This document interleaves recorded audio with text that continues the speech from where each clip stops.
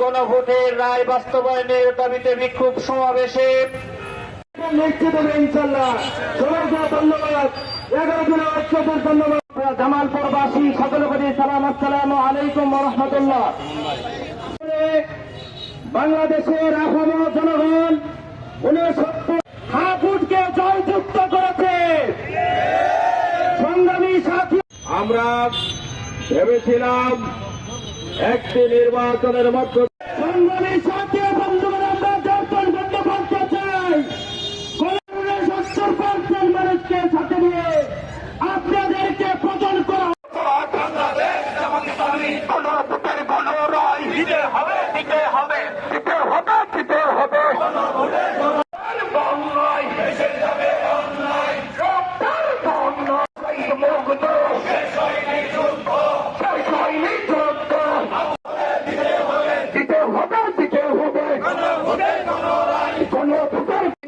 সংস্কার আবার স্বৈরাচার, স্বৈরাচারের ঠিকানা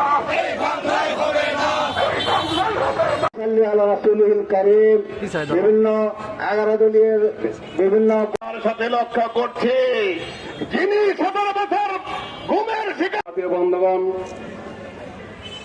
আমরা 17 বছরের একটি স্বৈরাচার শাসনের পতন ঘটিয়ে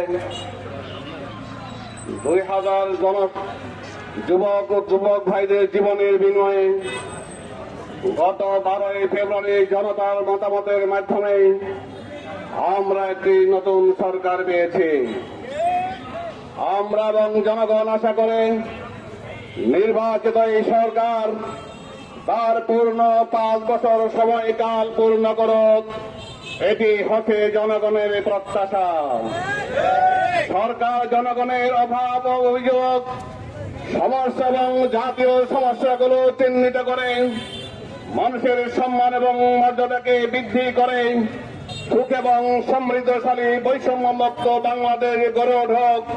সরকারের কাছে জনগণের এটাই হচ্ছে প্রত্যাশা। বন্ধুগণ, আমরা অত্যন্ত বেদনার সাথে লক্ষ্য করছি, মাত্র 2 মাসের ব্যবধানে এসে এই সরকারের প্রতিশ্রুতির ভঙ্গজনিত কারণে রাজপথে আবার আমাদেরকে বক্তব্য দিতে হবে, মিছিল করতে হবে। এটি জাতির জন্য অত্যন্ত দুর্ভাগ্যজনক। আমরা আজকে যাদের সাথে আন্দোলন করলাম, যারা অধ্যাদেশগুলো বাস্তবায়নের জন্য অঙ্গীকার করলেন, সংস্কারে নীতিমালা প্রণয়ন করলেন, অধ্যাদেশের আইন কি হবে তারা পরামর্শ দিলেন, গণভোটের দাবি বিষয়বস্তু কি হবে নির্ধারণ করলেন, জনগণ আমাদের সদস্যমত পোষণ করল। আজকে এখন তারাই উল্টো বিপরীত মুখে হয়ে জনগণের বিরুদ্ধে আজকে তার অবস্থান গ্রহণ করেছে।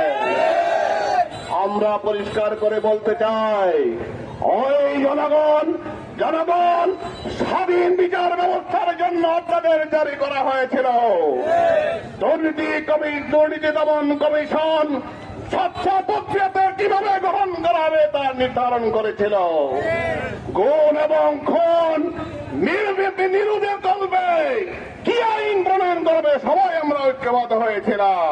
এমন একটি সমাজ চাচ্ছিলাম যে সমাজে অন্যায় অনাচার থাকবে না, যে সমাজের মানুষের সম্মান এবং মর্যাদা প্রতিষ্ঠিত হবে, যেখানে আর খুনের প্রয়োজন নাই। আমরা 2000 20,000 রক্ত দিয়েছি, আমরা 30,000 বোনের এই বন্ধুত্ব পালনের দুর্বিষহ অবস্থা পরিলক্ষণ করেছি। কাজেই আজকে আমরা আর রক্ত চাই না, আজকে আমরা আর নির্যাতন জুলুম চাই না, মানুষের প্রতি কোনো অন্যায় হোক এটা চাই না। সুতরাং যারা স্বৈরাচারের পতনের জন্য রক্ত জড়িয়েছেন, বুকের তাজা রক্ত ঢেলে দিয়েছেন, তাদের প্রতি, তাদের রক্তের প্রতি সম্মান দেখিয়ে অবিলম্বে এই জুলাই সনদকে বাস্তবায়ন করার জন্য উদ্যোগ গ্রহণ করার আবেদন জানাচ্ছি। এবং যাতে এটা না হয়, তাহলে যদি এই আবেদন কার্য না হয়, বাংলাদেশের জনগণ আবার রুখে দাঁড়াবে ইনশাআল্লাহ।